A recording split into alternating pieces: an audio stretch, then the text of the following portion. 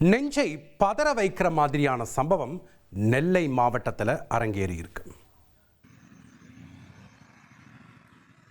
நெல்லை மாவட்டம் திசையன் விளையில் எரிந்து போன காரில் 4 சடலங்கள் மீட்கப்பட்ட சம்பவம் பெரும் அதிர்ச்சியை ஏற்படுத்தியுள்ளது. பெட்டைக்குளத்தில் இருந்து ஆற்றங்கரை பள்ளிவாசல் செல்லும் சாலையில் உள்ள காட்டுப்பகுதியில் இந்த சம்பவம் நிகழ்ந்துள்ளது.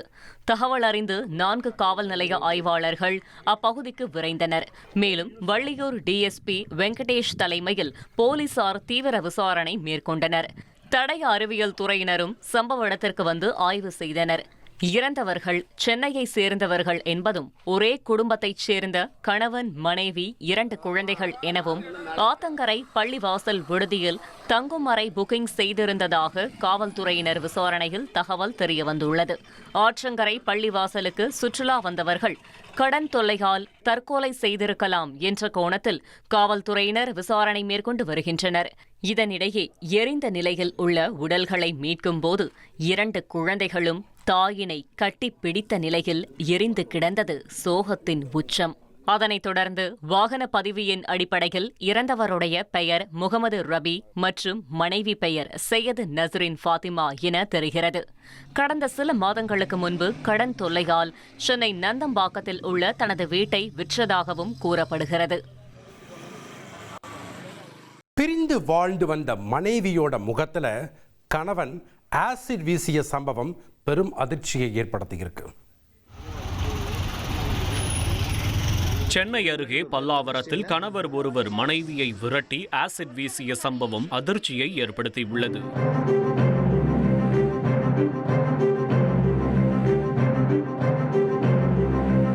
பல்லாவரத்தைச் சேர்ந்த பெண்ணுக்கும் அனகாபுத்தூரைச் சேர்ந்த முகமது அலி என்பவருக்கும் கடந்த 6 ஆண்டுகளுக்கு முன் திருமணம் நடைபெற்றுள்ளது. கடந்த 7 மாதங்களாக கணவன் மனைவியிடையே கருத்து வேறுபாடு ஏற்பட்டதால் இருவரும் பிரிந்து வாழ்ந்து வந்தனர். இந்நிலையில் தந்தை வீட்டிலிருந்த பெண்ணின் மீது கணவர் முகமது அலி மறைத்து வைத்திருந்த ஆசிட் திரவத்தை வீசியுள்ளார். இதனால் உயிர் பயத்தில் ஓடிய பெண்ணை அப்பகுதியில் இருந்தவர்கள் காப்பாற்றினர். இந்த சம்பவத்தின் சிசிடிவி காட்சிகள் வெளியாகியுள்ளன.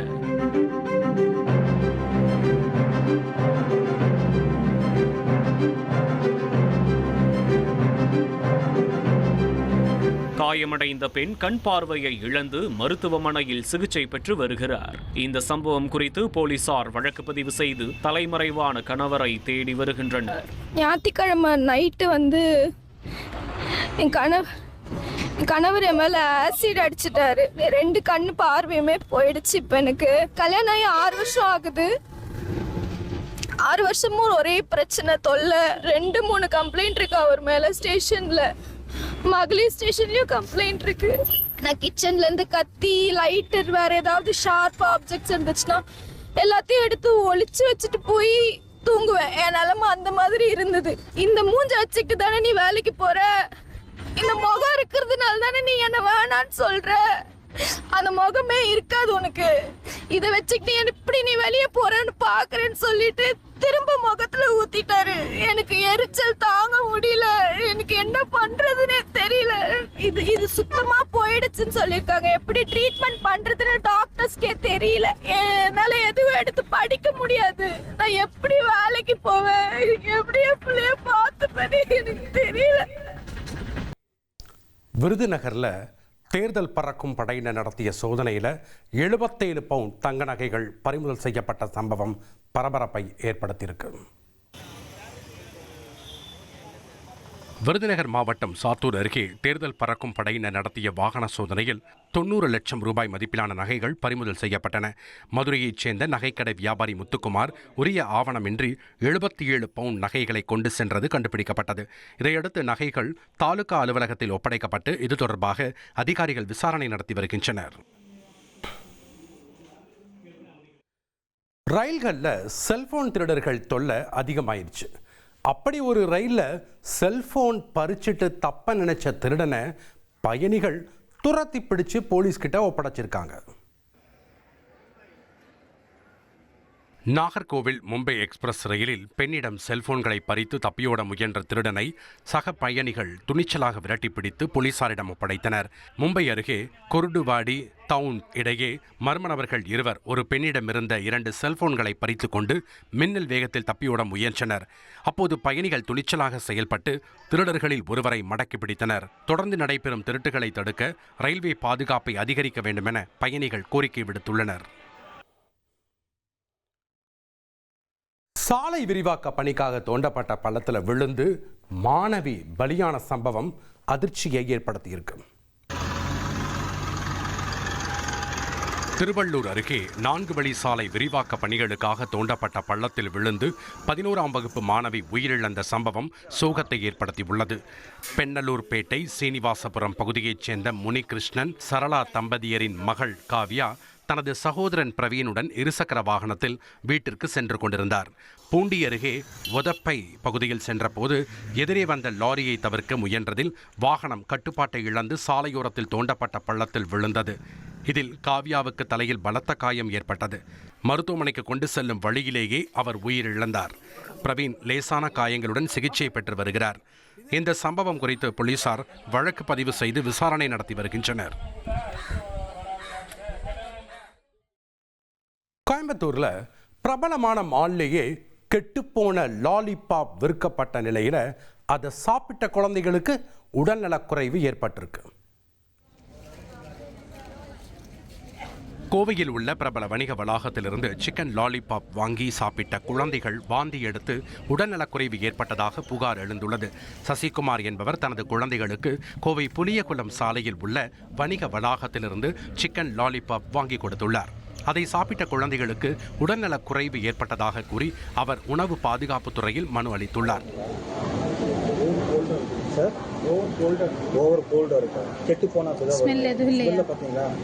நல்லா மூணு போறேங்க. ஏன்னா முழு பீஸ் சாப்பிட்டு நல்லா இருந்துச்சுன்னா சாப்பிட்டு போறேங்க. வாடை இருக்குல்ல, இந்த வாடை செத்த வாடை இருக்குது சார். அது ப்ரௌன் கலர், அதான் கேட்கல சார். இது என்ன சார் இது? இது என்ன சார் இது? இது என்ன சார் இது? அது சொல்லுங்க. கெட்டு போன சிக்கன் தான் கொடுத்துருக்கீங்க. அப்புறம் சார் இது இவ்வளவு நாத்து அடிக்கிறது, இது என்ன சார்? எலும்பு நாத்தம் அது சுத்தம் பண்ணாம போட்டீங்களா? இதனைத் தொடர்ந்து அதிகாரிகள் சம்பந்தப்பட்ட உணவகத்தில் ஆய்வு மேற்கொண்டு விசாரணை நடத்தினர். ஆனால் குற்றச்சாட்டுகளை உணவக மேலாளர் மறுத்து உணவில் எந்த குறையும் இல்லை என விளக்கம் அளித்துள்ளார். தேர்தல் பறக்கும் படையினரோட திமுகவினர் வாக்குவாதம் செஞ்ச சம்பவம் பெரும் பரபரப்பை ஏற்படுத்தியிருக்கு. கோவை பேரூர் சிறுவாணி சாலையில் வாகன சோதனையில் ஈடுபட்டிருந்த அதிகாரிகள் திமுக கொடி கட்டிய காரை நிறுத்தி தேர்தல் நடத்தை விதிப்படி கொடியை அகற்றுமாறு உத்தரவிட்டனர். இதற்கு ஸ்பேனர் இல்லாமல் கொடியை கழற்ற முடியாது என அந்த நபர் மறுப்பு தெரிவித்தார். மேலும் கொடியுடன் செல்ல அனுமதி கேட்ட நிலையில் அதிகாரிகள் மறுத்தனர். இதையடுத்து ஸ்பேனர் எடுத்து வந்து கொடியை அகற்றுவதாக கூறி காரை அங்கேயே நிறுத்திவிட்டு அவர் சென்றார்.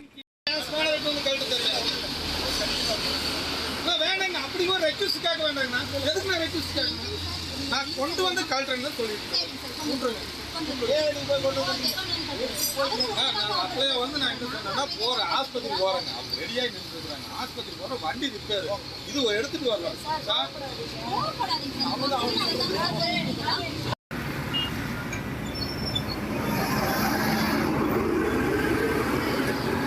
அவங்க கொடி கிழிக்கணும்னு பார்ப்போங்க, வேற ஒன்றும் இல்லை. இந்த நட்டில் எல்லாம் கொடியோட போகணும், கொடி கிழிக்கிட்டு அப்படின்னு பார்த்துருக்கேன், வேற ஒன்றும் இல்லை.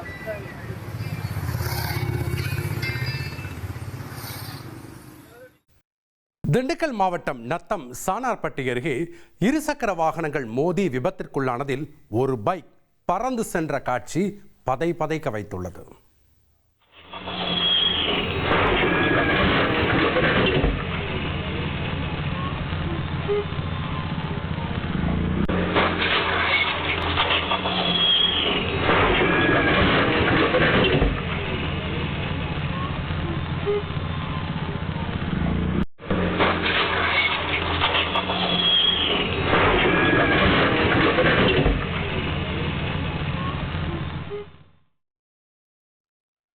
திருவண்ணாமலையில் சிலிண்டர் தட்டுப்பாட்டால் சிலிண்டர் விநியோக மையம் முன்னாடி நீண்ட வரிசையில் காத்திருந்த மக்களுக்கு இடையில் தள்ளுமுள்ளு ஏற்பட்ட சம்பவம் அதிர்ச்சியை ஏற்படுத்தியிருக்கு.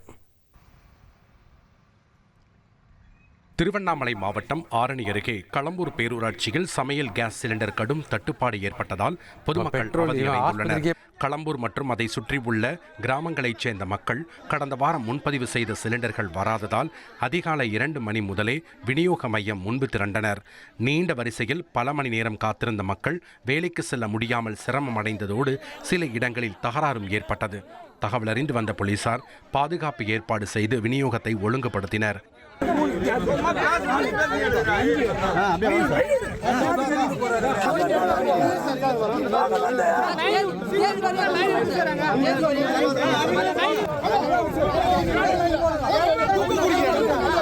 சுமார் 8 மணி நேரம் வெயிலில் காத்திருந்து சிலிண்டர் பெற்றுச் சென்ற மக்கள் தட்டுப்பாட்டை உடனடியாக சரி செய்ய அரசு நடவடிக்கை எடுக்க வேண்டும் என கோரிக்கை விடுத்துள்ளனர்.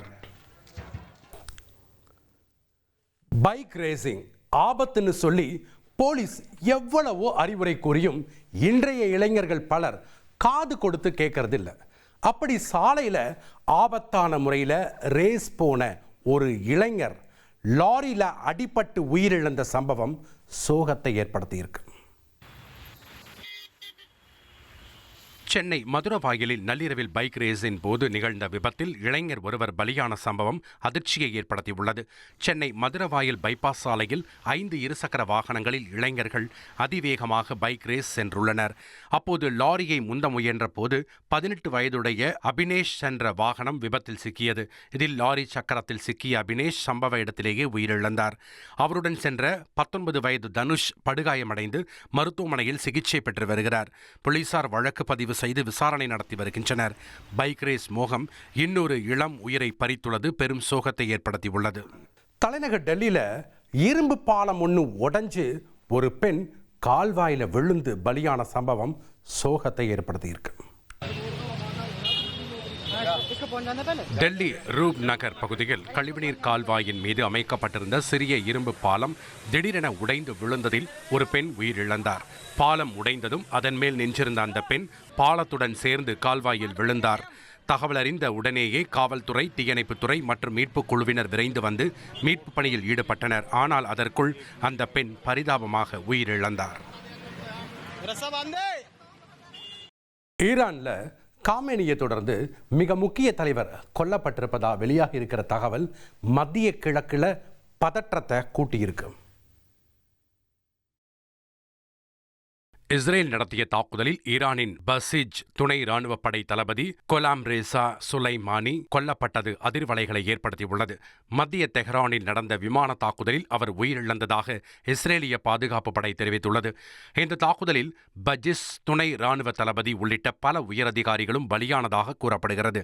கடந்த 6 ஆண்டுகளாக பஜிஸ் படையை வழிநடத்திய சுலைமானி ஈரானில் நடைபெற்ற போராட்டங்களை வன்முறையால் ஒடுக்கிய முக்கிய நபராக கருதப்பட்டார். 1979 காமேனியால் நிறுவப்பட்ட பஜிஸ் அமைப்பு ஈரானின் இஸ்லாமிய புரட்சிகர பாதுகாப்பு படையின் ஒரு பகுதியாக செயல்பட்டு உள்நாட்டு பாதுகாப்பு மற்றும் சட்ட அமலாக்கத்தில் முக்கிய பங்காற்றி வருவது குறிப்பிடத்தக்கது.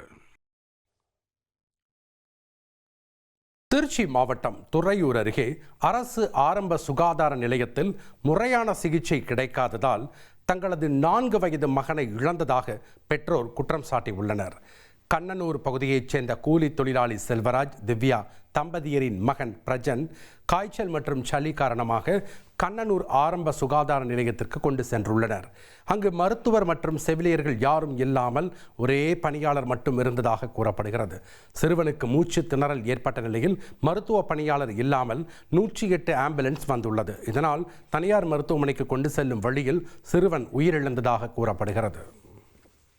108 கால் பண்ணி 108 வருதுங்க சார். அவங்க கம்ப்ளைண்ட் ரைஸ் பண்ணுங்க, அப்போதான் நான் பார்க்க முடியும்னு சொல்றாங்க சார். எமர்ஜென்சிக்காக நிற்கிறத நான் பார்ப்பேனா இல்லை கம்ப்ளைண்ட் ரைஸ் பண்ணிட்டு நான் இருப்பேனா சார்? சார் அந்த குழந்தை இல்லாமலே போயிடுச்சு சார். ஒரு ஃபர்ஸ்ட் எய்ட் பண்ணியிருந்தா நான் எவ்வளோ சந்தோஷப்பட்டு சந்தோஷமா இருந்திருப்பேன் சார். இந்நேரம் என் கையில் ஒரு 10 நிமிஷம் கேப்ல ஏதாவது ஒன்று ஆக்சிஜன் வச்சிருந்தாங்கன்னா அந்த அளவுக்கு நான் கூட்டிட்டு போய் நான் ஹாஸ்பிட்டலில் பார்த்துருப்பேன் சார். வேற ஹாஸ்பிட்டலில் கண்ணனூர் அரசு மருத்துவமனை. தென்காசியில் சிறு வியாபாரிகள் வச்சிருந்த 3.5 லட்சத்துக்கும் அதிகமான பணத்துக்கு ஆவணம் இல்லைன்னு சொல்லி பறக்கும் படையினர் பறிமுதல் செஞ்ச நிலையில் வியாபாரம் பாதிக்கப்படுகிறதா வியாபாரிகள் வேதனை தெரிவித்தாங்க. தென்காசி மாவட்டம் கடையநல்லூர் தொகுதியில் உள்ள 3 சோதனைச் சாவடிகளில் ஒரே நாளில் 3,62,210 ரூபாய் பறிமுதல் செய்யப்பட்டது. புளியரை உள்ளிட்ட எல்லைப் பகுதிகளில் வாகன சோதனையின் போது காய்கறி மற்றும் மண்பாண்ட வியாபாரிகள் கொண்டு வந்த பணம் ஆவணங்கள் இன்றி இருந்ததால் பறிமுதல் செய்யப்பட்டதாக அதிகாரிகள் தெரிவித்தனர். சிறு வியாபாரிகளின் பணம் பறிமுதல் செய்வதால் வியாபாரம் பாதிக்கப்படுவதாக அவர்கள் வேதனை தெரிவித்துள்ளனர். உதகையில் தேர்தல் பறக்கும் படையினர் நடத்திய வாகன சோதனையில் கோவையிலிருந்து வந்த லாஜிஸ்டிக் வாகனத்தில் சுமார் 2.5 கோடி ரூபாய் மதிப்பிலான தங்க நகைகள் பறிமுதல் செய்யப்பட்டன. ஆவணங்கள் இல்லாததால் வாகனம் அதிகாரிகளிடம் ஒப்படைக்கப்பட்டது. பின்னர் இந்நகைகள் உதகையில் உள்ள நகைக்கடைகளுக்கு விநியோகிக்க கொண்டு வரப்பட்டதாக தெரிய வந்தது. சம்பவம் குறித்து வருமான வரித்துறைக்கு தகவல் அளிக்கப்பட்டு உரிய ஆவணங்களை சமர்ப்பிக்க நிறுவனத்திற்கு உத்தரவிடப்பட்டுள்ளது. விருதுநகரில் உரிய ஆவணங்கள் இல்லாமல் கொண்டு செல்லப்பட்ட 14 கோடி ரூபாய் மதிப்பிலான தங்க மற்றும் வைர நகைகள் பறிமுதல் செய்யப்பட்டுள்ளன. விருதுநகர் சூலக்கரை பகுதியில் தேர்தல் பறக்கும் படை அதிகாரிகள் வாகன சோதனையில் ஈடுபட்டனர். அப்போது மதுரையிலிருந்து நாகர்கோவில் நோக்கி சென்ற வாகனம் ஒன்றை நிறுத்தி சோதனை செய்தனர். சோதனையில் 14 கோடி ரூபாய் மதிப்பிலான தங்க மற்றும் வைர நகைகள் கண்டுபிடிக்கப்பட்டது. அவை தனியார் நகைக்கடை நிறுவனத்திலிருந்து நாகர்கோவில் உள்ள நகைக்கடைகளுக்கு விநியோகம் செய்ய கொண்டு செல்லப்பட்டதாக வாகனத்தில் இருந்த ஊழியர்கள் தெரிவித்தனர். உரிய ஆவணங்கள் இல்லாததால் நகைகள் வருவாய் வட்டாட்சியர் அலுவலகத்திற்கு ஒப்படைக்கப்பட்டது.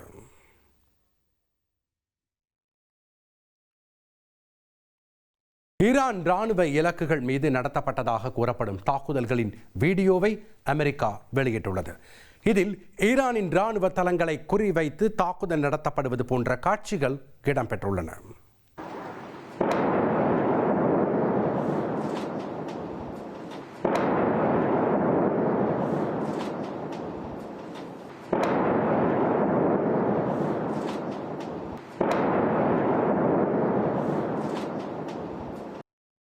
அறந்தாங்கியில் ஒரு வீட்டில் 137 சவரன் நகை கொள்ளையடிக்கப்பட்ட சம்பவம் அதிர்வலைகளை ஏற்படுத்தியிருக்கு. புதுக்கோட்டை மாவட்டம் அறந்தாங்கியில் திருமணத்திற்காக வைத்திருந்த 137.5 பவுன் தங்க நகைகள், 10,000 ரூபாய் ரொக்கம் மற்றும் சில வெள்ளிப் பொருட்கள் கொள்ளையடிக்கப்பட்ட சம்பவம் பரபரப்பை ஏற்படுத்தியுள்ளது. ஹாஜா நஜூமுதீன் என்பவர் தனது குடும்பத்தினருடன் லைலத்துல் கதர் என்ற தொழுகைக்காக சென்றிருந்த போது வீட்டின் பூட்டை உடைத்து திருடர்கள் நகைகளை திருடி சென்றதாக கூறப்படுகிறது. இதுகுறித்து போலீசார் வழக்குப்பதிவு செய்து தீவிர விசாரணை நடத்தி வருகின்றனர்.